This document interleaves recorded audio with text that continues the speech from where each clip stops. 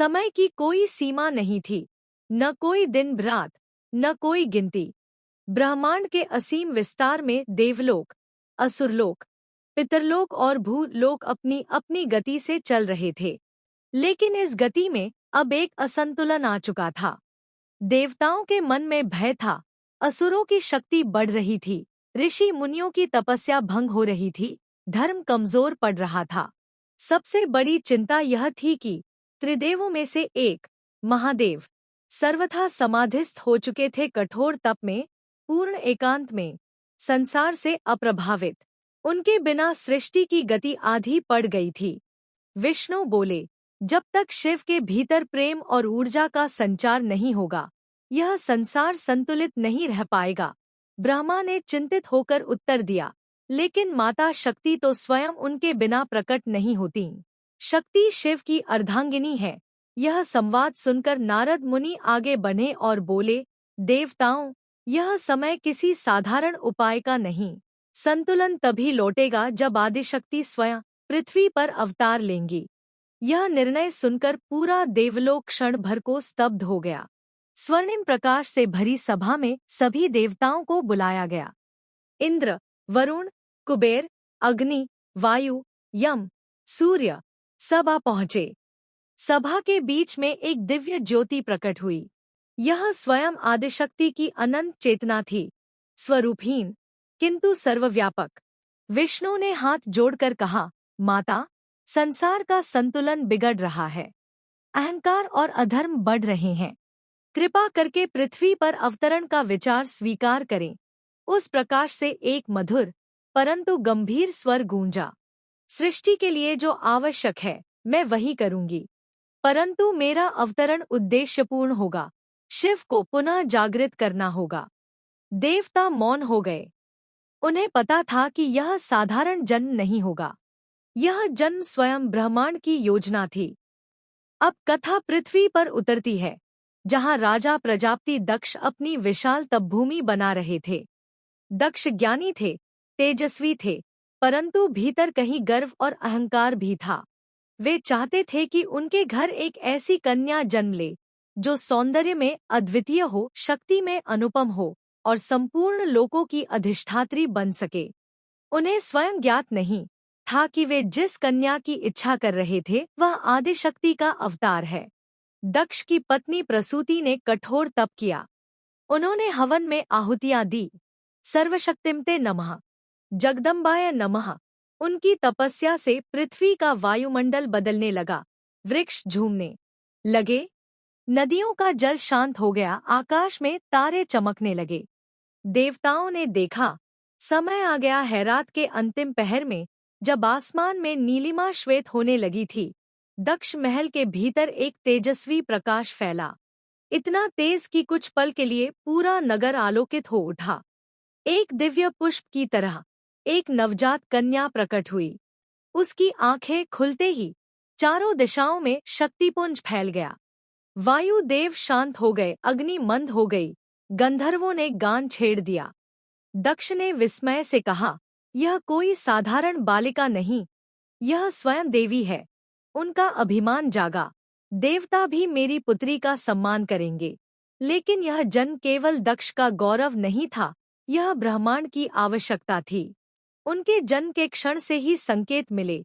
रात को बिना दीपक के कमरा प्रकाशमान रहता, खिलौने स्वयं चलने लगते और जहां वह बैठती वहां कमल खिल जाते। प्रसूति माँ चिंतित भी होती और गर्वित भी। यह बालिका कौन है, किस उद्देश्य से आई है? नारद मुनि ने आकर कहा, महाराज, यह आपकी नहीं, यह स्वयं आदिशक्ति है। इन्हें संसार के लिए भेजा गया है। दक्ष ने गर्व से मुस्कुराते हुए कहा, तो फिर देवलोक में भी मेरी पुत्री का नाम होगा। नारद चुप रहे, लेकिन जानते थे दक्ष का यही गर्व आगे चलकर उनके जीवन का सबसे बड़ा पतन बनेगा। जैसे जैसे सती बड़ी होती गईं, उनका तेज, ज्ञान और शक्ति सब बढ़ते गए। वे केवल 5 वर्ष की थीं जब उन्होंने पहली बार ध्यान में एक दिव्य पुरुष को देखा।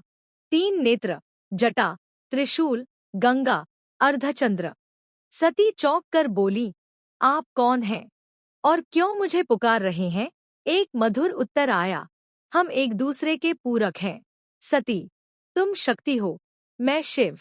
सती को कुछ समझ न आया, परंतु वह स्वर उनके भीतर समा गया। तभी देवताओं की सभा में हलचल मच गई। सती ने ध्यान में स्वयं शिव का साक्षात्कार कर लिया। यह संकेत था कि शक्ति अपने लक्ष्य की ओर बढ़ रही है। जब सती ने अपने पिता के सामने कहा, पिताश्री, मैं शिव पूजा करना चाहती हूँ, दक्ष क्रोधित हो उठे। उनका चेहरा लाल हो गया और बोले, वह विरक्त योगी, जिसके पास न धन है न राज्य, मेरी पुत्री उसका नाम भी ले।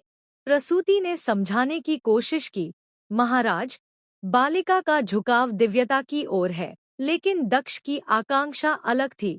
वे चाहते थे कि सती का विवाह किसी शक्तिशाली देवता से हो। उन्हें नहीं पता था, उनकी इच्छा सृष्टि की इच्छा से विपरीत है। एक दिन महल के आंगन में एक तेजस्वी आकृति प्रकट हुई।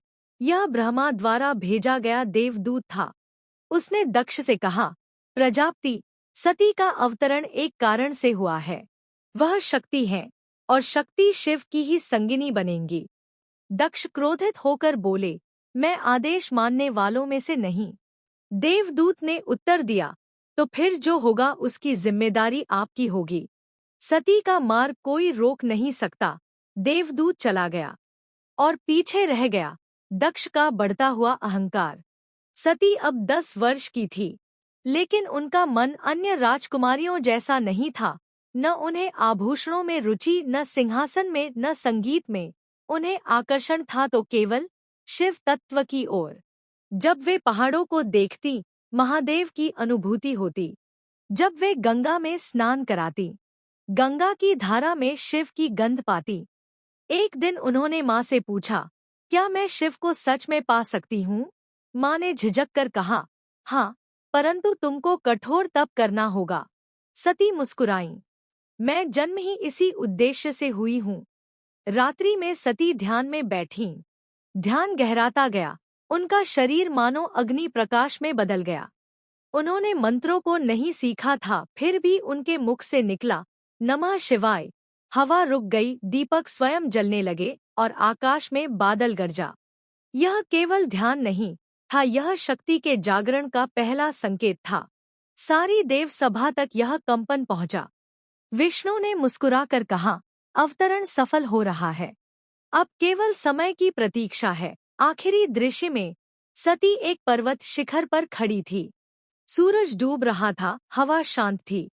दूर किसी वन में शंख की धुन थी। उनकी आंखें बंद थीं और उनके सामने शिव का धुंधला स्वरूप उभर रहा था। शिव ने कहा, सती, समय आने पर हम मिलेंगे। तब रूप और जन्म की सीमाएं हमें रोक नहीं पाएंगी। सती ने हाथ जोड़कर उत्तर दिया, स्वामी, मैं तैयार हूँ। दूर कहीं देवताओं की सभा में शंख बज उठा। दक्ष महल की रातें अब पहले जैसी नहीं रहीं। जहाँ कभी वीणाओं की मधुर ध्वनि गूंजती थी, वहाँ अब एक मौन पसरा रहता, क्योंकि सती बदल चुकी थी। उनके चेहरे पर तप का तेज और मन में उस दिव्य पुरुष की छवि जिसे उन्होंने ध्यान में देखा था। दक्ष को यह परिवर्तन पसंद नहीं था। उन्हें लगता, यह शिव पूजा मेरी सत्ता को चुनौती दे रही है। लेकिन सती अपनी राह पर थी। यह राह किसी राजकुमारी की नहीं, एक दिव्य शक्ति का जागरण था। एक दिन सती माता प्रसूति के पास पहुंची और बोली, माताश्री, क्या मैं तप कर सकती हूँ? मैं शिव की योग्य बनना चाहती हूँ। प्रसूति चौंक गई, तुम अभी बहुत छोटी हो सती, तप आसान नहीं होता। लेकिन मेरा मन बार बार यही कहता है माँ, मैंने इस जन्म का उद्देश्य पूरा करना है। माँ ने आंखों में आंसू लिए कहा, मैं तुम्हें रोकूंगी नहीं। तुम्हें वही करना है जिसके लिए तुम जन्मी हो। राजमहल में यह निर्णय आग की तरह फैल गया। दक्ष क्रोधित हो उठे, सती को तप की आवश्यकता ही क्या है? मैं उसके लिए देवताओं में से कोई योग्य वर चुन लूंगा। नारद मुनि ने दक्ष को समझाना चाहा, प्रजापति, आपकी पुत्री शक्ति का रूप है। उनकी राह देवताओं द्वारा निर्धारित नहीं होती। दक्ष को यह वचन और भी अपमानजनक लगा, परंतु नियति आगे बढ़ चुकी थी। एक सुहानी भोर थी। सूरज की पहली किरणें धरती को छू रही थी।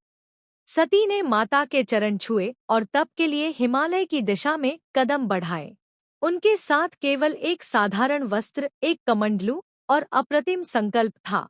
सती के हर कदम के साथ धरती से कमल उगने लगे। पर्वतों पर देव गंधर्व छिपकर उन्हें देख रहे थे। नारद मुस्कुराकर बोले, यह दृश्य आने वाले युगों में कथा बनेगा। सती ने हिमालय के एक शांत कुंज में अपना आसन बनाया। वहां देवदार के वृक्ष थे, बहती हुई एक छोटी नदी थी और हवा में तपस्वियों का शांत संगीत। उन्होंने ध्यान में बैठते ही महादेव का स्वरूप अपने मन में रखा और पहला मंत्र बोला, नमः शिवाय। हवा स्थिर हो गई। पक्षियों का गान थम गया। अंतरिक्ष में कंपन दौड़ गया। पहला दिन केवल ध्यान में बीता। दूसरे दिन उन्होंने अन्न त्याग दिया। तीसरे दिन उन्होंने जल त्याग दिया। देवताओं ने चिंतित होकर विष्णु से कहा, माता इतनी कठोर तप क्यों कर रही हैं? विष्णु ने उत्तर दिया, यह उनका नश्वर रूप नहीं, यह आदिशक्ति है।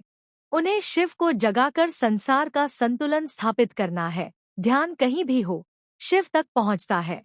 सती का पहला मंत्र ही कैलाश पर्वत की शांति में हलचल पैदा कर चुका था। शिव समाधिस्थ थे, अटूट, अचल, पूर्ण। उनके शरीर पर बर्फ थी, उनके आसपास हिमपात और उनकी जटाओं से गंगा धीरे बह रही थी। परंतु पहली बार उनकी स्थिर देह में एक सूक्ष्म कंपन हुआ। नंदी ने आंखें खोली। भूतगण ने आश्चर्य से एक दूसरे को देखा। स्वामी की समाधि में यह हलचल कैसी? शिव की तीसरी आंख के भीतर एक दिव्य प्रकाश चमका, जैसे कोई उन्हें पुकार रहा हो। लेकिन यह पुकार इतनी कोमल थी कि शिव की समाधि को भेद न सकी। सती को यह ज्ञात नहीं था, परंतु उनके हर मंत्र के साथ शिव की चेतना एक कदम उनकी ओर बढ़ रही थी। दिन बीतते गए। सती अब केवल वायु पर जीवित थी। उनका शरीर सूखने लगा, किंतु उनका तेज बढ़ता जा रहा था। कभी कभी ध्यान के बीच उन्हें शिव का हाथ अपने सिर पर महसूस होता, जैसे कोई अदृश्य शक्ति उन्हें सशक्त कर रही हो। ऋषि मुनि दूर से उनके तप को देखकर आश्चर्य करते। वे कहते, ऐसे दृढ़ संकल्प वाली कन्या हमने आज तक नहीं देखी। देवताओं ने देवगुरु बृहस्पति से पूछा, क्या सती अपने लक्ष्य तक पहुंच पाएंगी? बृहस्पति बोले, यह शक्ति का कार्य है। शक्ति जहां ठान ले, वहां ब्रह्मांड भी रुक सकता है। दूसरी ओर महाराज दक्ष कोस्ती की तपस्या से अपमान महसूस हो रहा था।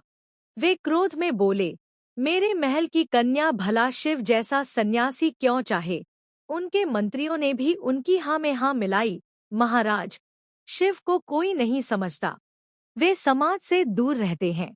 उनका न कोई परिवार, न नियम। दक्ष ने घोषणा की, मैं सती का विवाह एक तेजस्वी और प्रतिष्ठित देवता से करूंगा, शिव के साथ नहीं। यह शब्द ब्रह्मांड के विपरीत दिशा में उठाया गया कदम था, क्योंकि शक्ति शिव का मिलन सृष्टि की धुरी है। नारद मुनि ने दक्ष को चेताया, आपके इस निर्णय से आने वाला समय केवल आपके लिए नहीं, पूरे संसार के लिए भारी होगा। लेकिन दक्ष के कानों में अहंकार की ध्वनि गूंज रही थी। तब के 100वें दिन एक चमत्कार हुआ। शीतल हवा चलने लगी। वन में खिली हर पत्ती उनकी ऊर्जा से कांपने लगी। सती के चारों ओर एक विशाल प्रकाश चक्र बन गया। सूर्य जैसा प्रखर, चंद्रमा जैसा शांत, अग्नि जैसा दहकता, जल जैसा पवित्र। ऋषिगण विस्मित थे। यह तप नहीं, शक्ति का जागरण है। और उस दिन कैलाश की चोटी पर शिव की बंद आंखें धीरे धीरे खुली। आकाश में गर्जना हुई। नंदी दौड़कर आए, गण एकत्र हो गए। शिव ने गंगा की ओर देखा और कुछ क्षण मौन रहे। फिर नंदी ने साहस कर पूछा, स्वामी, क्या आपको किसी ने पुकारा?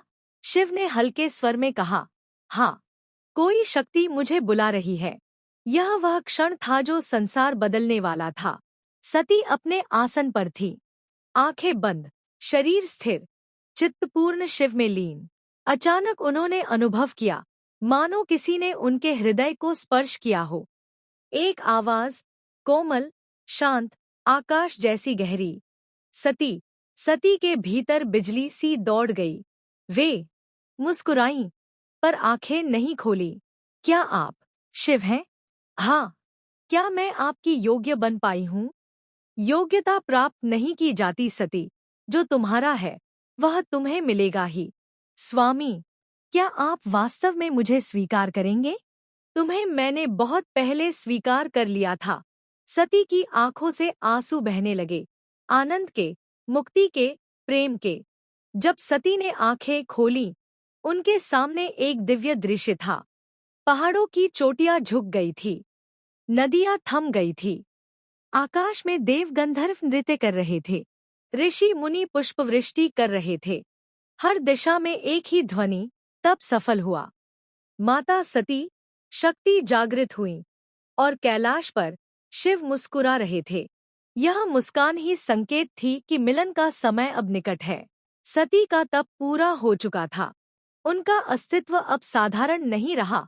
उनके चारों ओर ऊर्जा का एक प्रकाश वर्तुल सदैव मंडराता था। जहाँ वे चलती वहाँ हवा शांत हो जाती, देवदार के वृक्ष झुक जाते और पक्षी मधुर गान करने लगते। ऋषि मुनि कहते, अब सती केवल दक्ष कन्या नहीं, वे जागृत शक्ति हैं। परंतु उनकी आंखों में एक व्याकुलता थी, शिव के दर्शन की। उधर कैलाश पर भी शिव के मन में हलचल बढ़ने लगी थी। वर्षों की समाधि के बाद पहली बार उनके हृदय में कोई स्नेह तरंग उठी थी। नंदी ने उनसे पूछा, स्वामी, क्या अब आप सती से मिलेंगे? शिव ने शांत स्वर में कहा, जब समय पूर्ण होगा मिलन अवश्य होगा। सती तप से लौट आई थी। पूरा नगर उनके स्वागत के लिए सजाया गया। फूलों की वर्षा हुई, हर घर में दीप जलाए गए। परंतु दक्ष के भीतर सती का तेज देखकर अपना महत्व कम होता महसूस हुआ। उन्होंने दरबार में कहा, सती की तपस्या सराहनीय है, परंतु विवाह का निर्णय मेरा होगा। मैं अपनी कन्या को किसी जंगलवासी योगी को नहीं दूंगा। सभी दरबारी हंस पड़े। यह हंसी आकाश तक नहीं पहुंची, लेकिन उसके कंपन ने नियति को भड़का दिया। नारद मुनि आगे आए। प्रजापति, यह आपका अहंकार बोल रहा है। शिव कोई साधारण योगी नहीं, वे ब्रह्मांड के नाथ हैं। दक्ष ने व्यंग्य से कहा, निश्चय ही होंगे, परंतु मेरे लिए सम्मान अधिक महत्वपूर्ण है। नारद ने सिर झुकाकर कहा, तो ध्यान रहे प्रजापति, जहाँ सम्मान का अभिमान बन जाए वहाँ पतन अवश्य होता है। सती अपने कक्ष में अकेली बैठी थी। उनके मन में एक ही प्रश्न गूंज रहा था, क्या शिव मुझसे मिलने आएंगे? क्या मेरा तप उन्हें पहुंचा? उन्होंने गहरी सांस ली और ध्यान में बैठ गई। जैसे ही आंखें बंद हुईं, उनके सामने एक दिव्य प्रकाश उभरा। पर्वतों की श्रृंखला, बर्फ के बीच चमकती त्रिशूल रेखा, जटाओं से बहती गंगा, तीसरे नेत्र का तेज। सती बुदबुदाईं, शिव, और उसी क्षण पूरा कक्ष सुगंध से भर गया।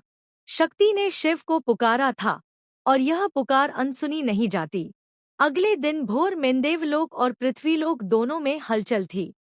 कैलाश पर नंदी ने कांपती आवाज में कहा, स्वामी, क्या आप सच में? शिव मुस्कुराए, हाँ नंदी, अब समय आ गया है। शक्ति ने अपने लक्ष्य को सिद्ध कर लिया है। शिव उठे। उनकी जटाओं से गंगा ने लहरें उठाईं। नंदी, भूतगण, गणेश सेनाएं सभी उनके साथ चलने लगी। बर्फ के पहाड़ों से शिव के कदमों के साथ बिजली फूटी। चंद्रमा ने अपनी शीतलता बढ़ा दी। नदियां गीत गाने लगी। हवा में शक्ति का स्पर्श फैल गया। देवताओं ने देखा, शिव स्वयं पृथ्वी पर उतर रहे हैं। दक्ष अपने दरबार में बैठे थे जब एक दासी भागते हुए आई, महाराज, पहाड़ों की ओर से एक अद्भुत जुलूस आपकी ओर बढ़ रहा है। दक्ष चिढ़कर बोले, कौन होगा? कोई साधु सन्यासी? दासी ने कांपते हुए कहा, नहीं महाराज, वह तो स्वयं महादेव शिव हैं। दक्ष तनिक भी प्रभावित नहीं हुए, बल्कि बोले, उन्हें बताओ कि मेरी सभा में अशुद्ध जटाधारी योगी का प्रवेश अनुमति से ही होगा। दरबार में सन्नाटा छा गया। सती दूसरी ओर अपने महल के उद्यान में खड़ी थी जब दूर से एक दिव्य छाया उभरी। पहले भैरवों की सेना, फिर वानर गण, फिर नंदी, फिर विशाल गंभीर, भव्य स्वरूप, महादेव शिव। सती की आंखें स्थिर रह गईं। उनके भीतर आनंद, प्रेम और श्रृंगार का एक दिव्य संचार हुआ। शिव धीरे धीरे उनके सामने आए। उनकी आंखों में शीतल प्रकाश था, चेहरे पर शांत मुस्कान, परंतु भीतर गहन प्रेम। सती ने कांपती आवाज में कहा, स्वामी। शिव ने उत्तर दिया, सती, तुमने मुझे अपने तप से बांध लिया। मैं तुम्हारी इच्छा को स्वीकार करता हूँ। उस क्षण प्रकृति ने पुष्पवृष्टि की। आकाश में वीणा बज उठी। देवताओं ने प्रणाम किया। शक्ति और शिव का मिलन पूर्ण हुआ। लेकिन यह मिलन दक्ष को स्वीकार नहीं था। जब शिव दरबार में पहुंचे, दक्ष ने अहंकार से कहा, तो आप वही हैं जिनके लिए मेरी पुत्री ने तप किया, जिनका न वंश स्पष्ट, न कुल, न शिष्टाचार। शिव मौन रहे। दक्ष बोले, मैं अपनी पुत्री का विवाह किसी सभ्य और प्रतिष्ठित देवता से करूंगा, आपसे नहीं। सती ने कातर स्वर में कहा, पिताश्री, आप गलत हैं। शिव ही मेरे स्वामी हैं। मैं उनका वरण कर चुकी हूँ। दक्ष गरज उठे, शांत। मैं अपनी बेटी को किसी कपाल मुंडधारी भस्म लिपटे भिखारी को नहीं दूंगा। यह शब्द आकाश में छेद कर गए। पूरी सभा में सन्नाटा। देवता तक कांप उठे, पर शिव शांत रहे। उन्होंने केवल इतना कहा, जहां सम्मान न हो, मैं वहां ठहरता नहीं। और वे चल दिए। सती की आंखों से आंसू बहने लगे। देवताओं ने सिर झुका लिया। नारद बोले, दक्ष, आज आपने ऐसा अपराध किया है जिसका फल बहुत भारी होगा। रात को सती अकेली बैठीं। उनका हृदय टूट रहा था। मेरे पिता ने महादेव का अपमान किया। अब मैं महल में कैसे रहूं? मैंने शिव का वरण किया है, तो मेरी राह केवल उन्हीं की ओर जाती है। उन्होंने दीपक उठाया, आकाश की ओर देखा और कहा, महादेव, मैं आपके पास आ रही हूँ।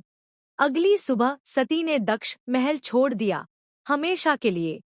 हिमालय की चोटियों पर सूरज ढल चुका था। हवा में हल्की सी ठंडक थी, पर वातावरण में एक अद्भुत शांत प्रकाश फैला हुआ था। पर्वतराज दक्ष की पुत्री सती अब यौवन में प्रवेश कर चुकी थी। सृष्टि के आरंभ से ही ब्रह्मांड को पता था कि यह वही शक्ति है जो शिव को संसार लीला में पुनः जोड़ने आएगी। पर यह मार्ग इतना सरल नहीं था। सती को अब 3 महाशक्तियों का सामना करना था। स्वयं के मन का तप, पिता दक्ष का विरोध, देवताओं द्वारा लिया गया दिव्य परीक्षण, यहीं से शुरू होता है यह अध्याय।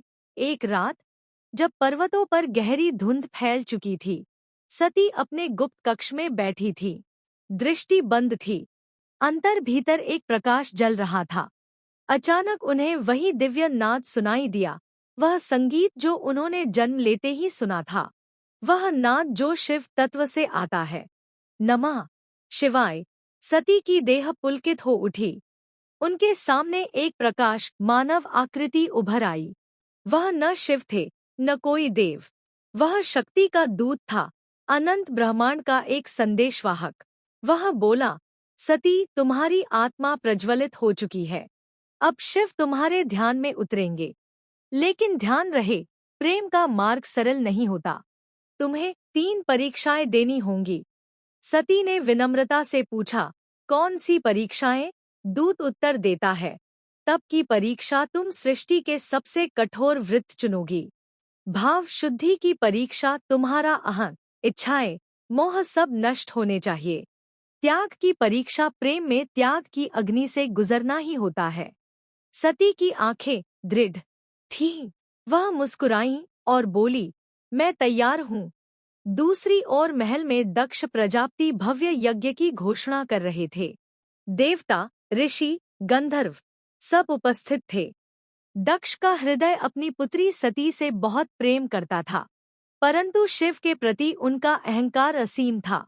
सभा में उन्होंने कहा, मेरी पुत्री का विवाह सृष्टि के महानतम देवों में से किसी से होगा, इंद्र से, विष्णु से या सूर्यदेव से, परंतु उस सन्यासी शिव से नहीं। यह सुनते ही सभा में मौन छा गया। कुछ देवता सहमे, कुछ चुप रहे, क्योंकि शिव के प्रति विरोध करना आग से खेलना था। यही वह क्षण था जब नारद मुनि सभा में पहुंचे।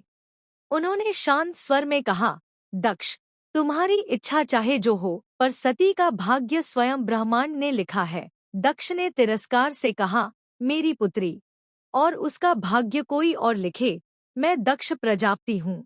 नारद मुस्कुराते हैं, इसीलिए परीक्षा पहले तुम्हारी भी होगी। सभा में कानाफूसी शुरू हो गई। सती अपने दूर ग्रामीण कक्ष से यह सब सुन रही थी। उनके सीने में पीड़ा उठी, पर वे जानती थी कि यह संघर्ष उनके जन्म का भाग था। एक सुबह सती अपने महल से बिना बताए निकल पड़ी। हाथ में कुछ नहीं, न जल, न अन्न, न वस्त्रों का भारी भार, सिर्फ एक कमंडल और साधना की शक्ति। वे माँ पार्वती नहीं थी अभी, पर यही तब उन्हें पार्वती बनाएगा। वह एक घोर वन में पहुंची, जहां शेर, गजराज और नाग भी उनके सामने ऐसे झुक रहे थे मानो उन्हें पहचानते हों। वहीं उन्होंने पहला संकल्प लिया, मैं शिव को पाने के लिए सृष्टि के कठिनतम व्रत, महातप, को स्वीकार करती हूँ। घंटों तक ध्यान, दिन रात निरंतर जप, नमः शिवाय। पर्वतों पर बर्फ गिर रही थी, पर सती एक शिला पर अचल बैठी थी। तीसरे दिन तप की उष्णता इतनी बढ़ गई कि उनके चारों ओर बर्फ पिघलने लगी। देवता चिंतित हुए, यह तप पृथ्वी की गति बदल रहा था। देवताओं ने सती की परीक्षा लेने का निर्णय किया। सबसे पहले अग्निदेव आए। उन्होंने कहा, पुत्री, यह तप तुम्हें भस्म कर देगा। तुम्हारा शरीर नारी है, अग्नि सहन नहीं कर पाएगा। सती मुस्कुराई, मैं अग्नि की बेटी नहीं, मैं अग्नि की जड़ हूँ। अग्नि मुझे जलाती नहीं, मैं उसे जन्म देती हूँ। अग्निदेव तुरंत झुक गए। उन्होंने महसूस किया, यह कोई साधारण नारी नहीं है। इसके बाद कामदेव आए। उन्होंने भ्रम माया उत्पन्न की, चारों ओर फूलों की वर्षा, सुगंध, संगीत और उन्हें विचलित करने का प्रयास। पर सती स्थिर रहीं। उनका मन शिव के चरणों में था। उन्हें कोई माया विचलित नहीं कर सकती थी। कामदेव बोले, आपके भीतर योगिनी शक्ति का संपूर्ण प्रकाश है। मैं परास्त हूँ। एक रात चंद्रमा की रोशनी में सती के आसपास दिव्य किरणें फैल गईं। वह नाद जो जन्म से उनका साथी था, अचानक अत्यंत शक्तिशाली हो उठा। त्र्यंबकम यजामहे। धीरे धीरे एक प्रकाश शरीर उनके सामने प्रकट हुआ। यह कोई दूत नहीं, स्वयं महादेव थे। उनकी जटाओं से गंगा झर रही थी। नयन आधे खुले और आधे ध्यान में, गले में सर्प, देह पर भस्म। सती ने नजर उठाई और उसी क्षण ब्रह्मांड शांत हो गया। शिव बोले, सती, तुम्हारा तप मुझे यहाँ खींच लाया है। तुमने तीनों परीक्षाएं पार कर ली। अब तुम सती नहीं, मेरी आराध्या शक्ति हो। सती भाव विभोर हो उठीं। उनकी आंखों से आंसू बहने लगे, पर वह आंसू किसी दुख के नहीं, बल्कि जन्मों के मिलन के थे। शिव आगे बोले, पर अभी एक परीक्षा बाकी है, दक्ष की।